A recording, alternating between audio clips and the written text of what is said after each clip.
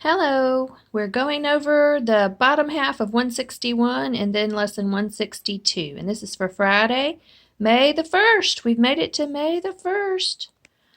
All right, we did the top half of this page on Wednesday.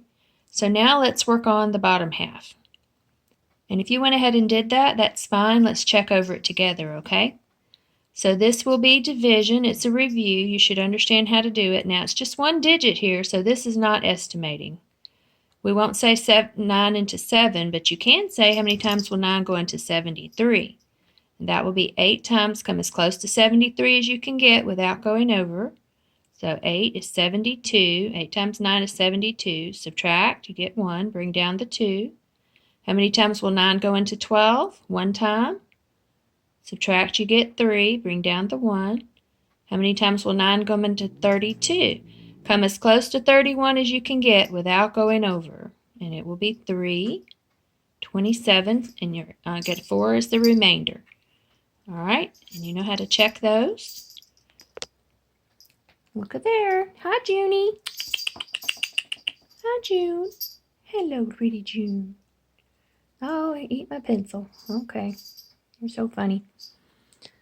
All right, now we have another division problem, and this one's pretty easy. I think you should be able to do that relatively easy.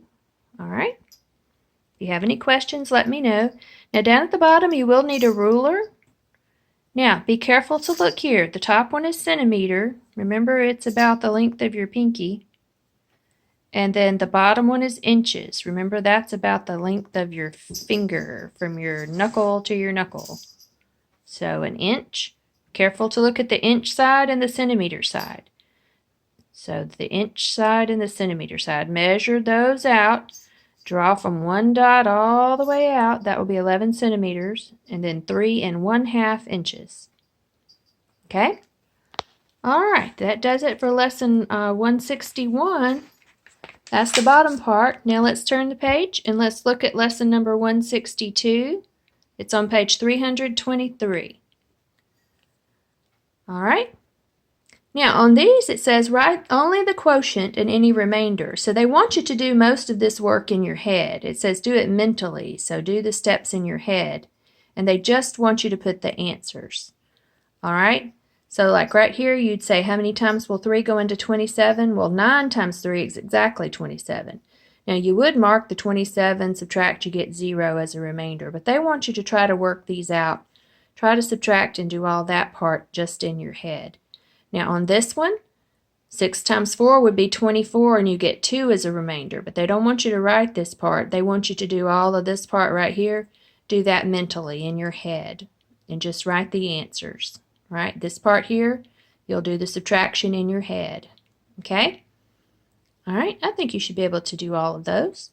Now this again is using estimation. So we've talked about how to estimate. How many times will 5 go into 37? 7 times, right?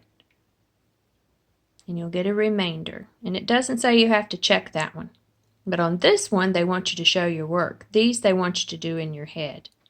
All right, so estimate with the 6. How many times will 6 go into 18? And on this one, how many times will 4 go into 4? It'll go 1 time.